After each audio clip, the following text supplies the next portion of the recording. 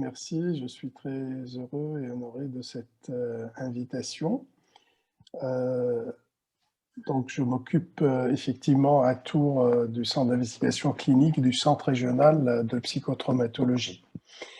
Je vais vous parler aujourd'hui du stress en lien avec cette pandémie, du stress post-Covid et pour les soignants particulièrement. En fait, très tôt dans la pandémie, je me suis inquiété de l'état de santé psychique de nos soignants, notamment en première ligne face à la Covid, du fait particulièrement de notre expérience dans les traumatismes, dans les situations exceptionnelles. Et on a fait la comparaison finalement de cette situation de pandémie à celle des combattants en première ligne face à des situations de guerre ou à des situations extrêmes. Alors pourquoi les soignants ? Les soignants ont certaines qualités ou compétences ou expositions qui les met en situation particulière. Ce sont des gens empathiques en général, altruistes, des hommes et des femmes, mais qui sont aussi perfectionnistes pour faire ces métiers-là, de tout âge, et qui sont confrontés, comme vous et moi, à beaucoup de douleurs, des maladies, la mort, le stress chronique et la violence. Et quand je dis soignant, c'est l'ensemble finalement des métiers que nous côtoyons à l'hôpital. Alors ces compétences-là qui sont finalement ce qui nous définit tous, sont les mêmes compétences qui nous mettent à risque supplémentaires de problématiques telles que le burn-out, l'anxiété ou la dépression. Et pour illustrer ça, notre connaissance dit que le nombre, ce qui favorise par exemple le burn-out chez nos professionnels, c'est les gens qui sont en situation d'isolement, qui rencontrent des patients difficiles, pour lesquels la charge de travail augmente et avec beaucoup de morts, comme dans cette pandémie, des succès incertains, on n'arrive pas à aboutir à une satisfaction suffisante dans le travail qu'on réalise. Et bien sûr, il y a toujours une petite variabilité liée à des facteurs de personnalité et la fatigue. Donc ce sont des facteurs qu'on connaît bien, qui sont soit liés au contexte, par exemple la pandémie, le contexte de travail, au contexte personnel aussi, et on peut intervenir pour améliorer la situation avec des interventions sur le lieu de travail, de prévention, et à un certain moment, on peut aussi faciliter l'accès aux soins.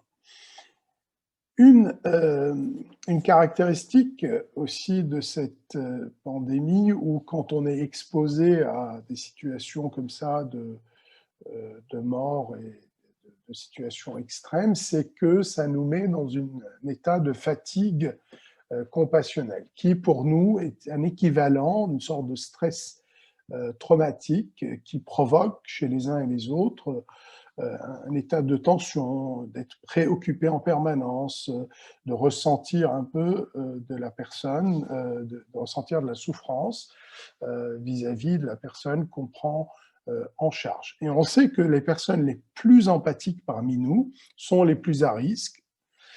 Et on sait aussi que nous, soignants, on ne prend pas toujours tout à fait bien soin de nous-mêmes. On a tendance aussi un peu plus à l'autocensure ou à l'automédication, à ne pas vouloir demander de l'aide. Et parmi nous, nombre de personnes qui continuent à travailler malgré le fait qu'on peut être malade, et donc on peut exiger même de certains collègues d'être travailler alors qu'ils sont malades. Donc cette fatigue compassionnelle peut s'apparenter à ce qu'on appelle, nous, un traumatisme. Pas un traumatisme direct, comme quand on est agressé, violenté, mais un traumatisme indirect ou secondaire, où c'est la situation finalement de nos équipes soignantes depuis 1 an, depuis 14 mois, face à ces expériences de mort dans les services de réanimation, l'arrivée massive dans les urgences, ainsi de suite. Alors, qu'est-ce qui favorise la survenue du stress post-traumatique chez les soignants ? Tous les facteurs qu'on a vus, par exemple, en début de la pandémie, en mars-avril l'année dernière, c'est la désorganisation, un certain manque de prévisibilité, sentiment de ne pas contrôler grand-chose et une charge de travail croissante. Mais les autres facteurs dont on a parlé tout à l'heure, les facteurs individuels, c'est d'être fortement empathique, d'être isolé socialement ou professionnellement. Les plus jeunes parmi nous, par manque d'expérience, les femmes sont plus à risque, probablement aussi du fait d'antécédents peut-être personnels et les traumatismes personnels donc non traités, tels que l'OMS a donné donc l'alerte que 30 à 50% de ces populations soignantes vont développer une forme de détresse post-traumatique, en tout cas en lien avec la COVID.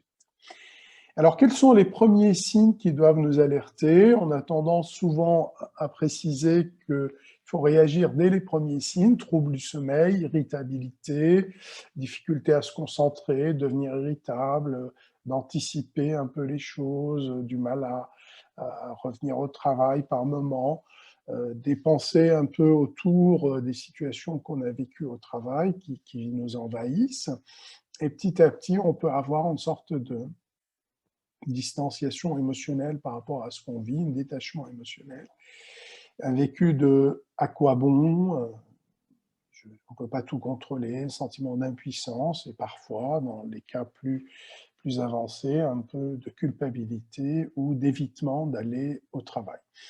Quels sont les professionnels concernés? Il n'y a pas de professionnels uniquement une catégorie professionnelle, mais tous les personnels soignants qui sont finalement en activité. C'est un travail d'équipe à l'hôpital, et que ce soit les étudiants, les brancardiers, les agents de sécurité, les agents administratifs, chacun de sa situation, de son point de vue, peut vivre un traumatisme secondaire, puisqu'on considère que 40% sont à un risque augmenté.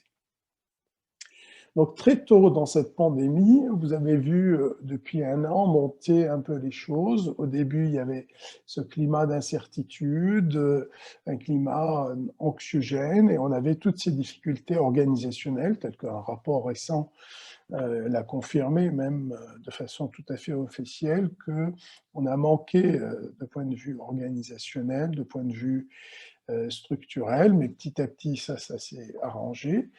Et puis, il y a d'autres facteurs de risque où certaines personnes se sont senties en manque de soutien, d'autres la peur de contaminer les proches, puisque finalement, de ramener cette Covid qu'on peut rencontrer à l'hôpital vers des proches qui sont malades, la peur d'être stigmatisé. Il y a eu des situations aussi de stigmatisation d'infirmiers ou autres qui ont été stigmatisés du fait de leur métier.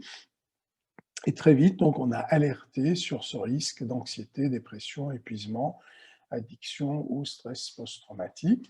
Et d'autres collègues en France, là à Paris, donc ils ont montré que après cette première vague, très vite, on a vu apparaître des symptômes anxieux, dépressifs, tels que dans beaucoup d'hôpitaux, on a mis en place des cellules d'écoute, des numéros de téléphone d'écoute ou de soutien à ces personnels pour venir un peu compenser soit les difficultés en lien avec la réorganisation des habitudes de travail, soit parfois en début de la pandémie, réactivation de traumatismes personnels anciens, pas forcément en lien directement avec les traumatismes vécus.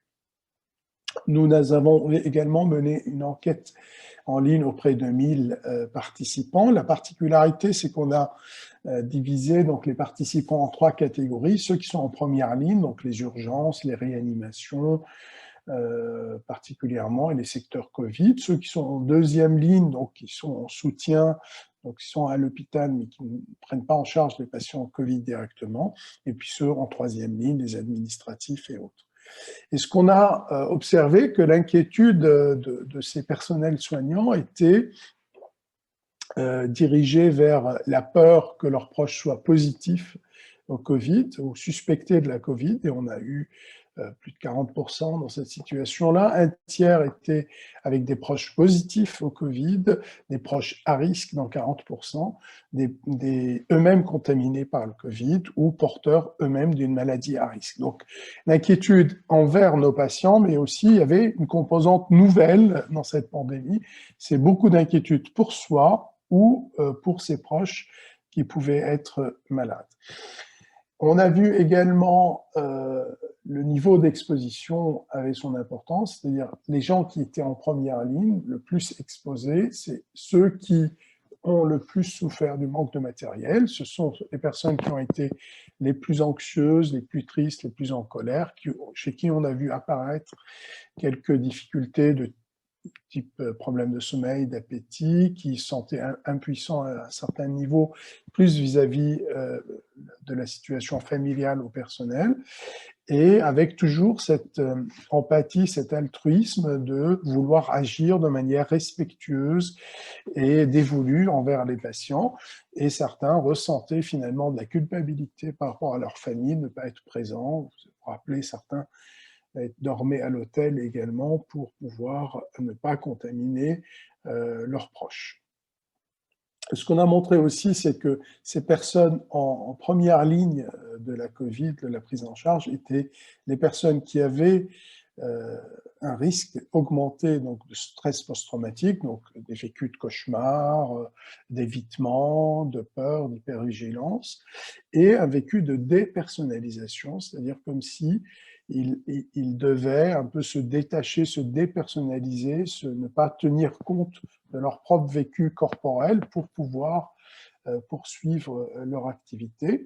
On n'a pas trouvé d'épuisement émotionnel ni de perte d'accomplissement personnel, c'est-à-dire que les gens étaient encore trouvaient satisfaction dans ce qu'ils accomplissaient. Ils avaient toujours ce sentiment d'utilité envers les patients qui les animait, et malgré la situation, il n'y avait pas d'épuisement à ce moment-là. Alors, ce que je vous dis là a été retrouvé donc, dans toutes les études internationales, dans tous les pays, avec, dans cette méta-analyse, on retrouve finalement une augmentation, donc effectivement, du signal pour l'anxiété, pour la dépression, pour les troubles post-traumatiques et pour les troubles du sommeil. Cet ensemble donc de facteurs qui ont commencé comme ça à apparaître, donc des signes de surmenage, de dépersonnalisation que je viens d'évoquer et d'anxiété, font aussi le lit du stress post-traumatique. Font le lit parce que ça fait des petites fragilités qui, si les personnes continuent finalement à travailler, à être exposées à des difficultés, des traumatismes secondaires, de fatigue compassionnelle, ben cela va faire le lit de développement de troubles de stress post-traumatique, particulièrement chez les personnes en première ligne, plus de symptômes post-traumatiques, plus de symptômes dissociatifs, c'est-à-dire de devoir un peu faire abstraction de soi-même, de se dépersonnaliser. Ce qui a été aussi montré dans cette étude, c'est que on avait encore plus de stress post-traumatique chez les personnes, chez les soignants, chez qui un de leurs collègues a été infecté, hospitalisé ou décédé des suites de la Covid. Il y a une identification encore plus forte, il y a une pression encore plus forte, particulièrement donc, chez ces personnes-là, particulièrement aussi chez les personnels infirmiers, les femmes et les plus jeunes parmi nous. Ce que je vous décris ici, ces facteurs-là qu'on vient de décrire ici, on les a retrouvés dans toutes les pandémies précédentes, que ce soit le SARS 2003, le MERS 2012 et donc la Covid-19, et on retrouve exactement les mêmes facteurs, dont le niveau d'exposition, le nombre d'années d'expérience, le sexe féminin, le jeune âge, l'organisation du travail et bien sûr l'isolement. Donc, vous voyez un certain nombre de facteurs qui nous ont poussé à dire comment va-t-on réagir, qu'est-ce qu'on va proposer à ces personnels soignants. Donc, nous avons mis en place une étude nationale sur tout le territoire et on a voulu penser un modèle qui soit complètement dématérialisé, parce qu'on s'est dit pour que les gens puissent rentrer facilement dans l'étude, pour qu'on respecte la distanciation physique, c'est-à-dire que on n'a pas besoin d'augmenter le trafic entre les services. Aussi, il y a une dimension éthique. On voulait aussi que les gens se sentent libres de rentrer dans l'étude de façon presque anonyme, c'est-à-dire que c'est plus facile de rentrer dans l'étude sans devoir aller toquer sur la porte du psychologue ou du psychiatre qui est dans le même hôpital, une forme de discrétion, et qui puisse se déployer dans tout le territoire national au rythme que les gens souhaitent. Donc, on a voulu constituer une cohorte de 3000 soignants de première ligne, que ce soit urgence, secteur Covid ou réanimation. Et plus récemment, on a ouvert également au personnel des EHPAD. Et l'idée, c'est chaque soignant, étudiant, soignant, va rentrer par un QR code dans l'étude ou par un lien. Et tous les 3 mois, il va répondre à des questionnaires et il a un retour personnalisé sur ses symptômes en disant nous trouvons que vous avez l'air d'aller bien ou vous avez l'air d'avoir quelques signes d'alerte, attention, nous vous recommanderons ça, ça et ça. Et parmi les patients les plus sévères ou les soignants qui ont les symptômes les plus sévères, on a décidé de randomiser, donc il y a un tirage au sort et les participants seront randomisés soit dans un groupe EMDR, soit dans un groupe contrôle avec un suivi. Et il y a 3 moments de randomisation au moment où le sujet rentre dans l'étude, 3 mois après et 6 mois après. Donc il y a aussi un suivi comme ça prospectif. Et la particularité, c'est que les séances de EMDR, bien sûr, sont totalement prises en charge par l'étude. On trouve un thérapeute à proximité du domicile du participant, et donc pour chaque participant pris en charge, il y a à peu près une enveloppe de 900 000 €, et on peut comme ça soigner jusqu'à 450 soignants. Alors le MDR, peut-être que tout le monde n'est pas familier, en 2 mots, c'est basé sur des mouvements oculaires. Il y a plus de 1700 thérapeutes partout en France.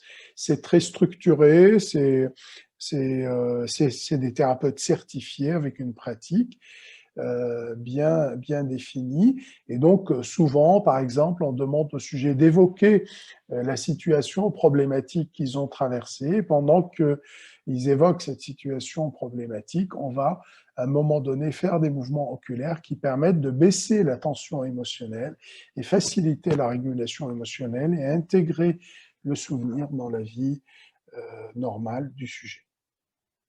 Donc, je vais vous présenter ici, pour conclure, une vidéo qui présente cette étude avec un moyen tout à fait simple. Voilà. Vous êtes professionnel de santé hospitalier ou en EHPAD. Vous faites face à l'épidémie. Vous prenez soin de patients atteints de la Covid, aux urgences, en réanimation, dans des unités dédiées ou en EHPAD. Depuis 1 an, vous faites un travail remarquable et difficile. Merci à vous. Chacun vit les situations de manière différente avec des émotions diverses. Vous avez peut-être développé les symptômes insomnie, anxiété, irritabilité ou fatigue. Indépendamment de ce vécu émotionnel, nous vous invitons à participer à l'étude ART Covid, financée par le ministère chargé de la Santé, pour mesurer l'impact de l'épidémie chez les soignants. L'étude ARD est une cohorte nationale. Elle permet de s'auto-évaluer, d'avoir un retour immédiat, de recevoir des conseils personnalisés en gardant la liberté de consulter. Pour certains, nous proposerons des soins en libéral par EMDR aux frais de l'étude. Votre participation est anonyme et totalement dématérialisée. Quel que soit votre état de santé psychique, merci de participer à cette cohorte. Voilà, je vous remercie et puis je prendrai vos questions s'il y en a tout à l'heure.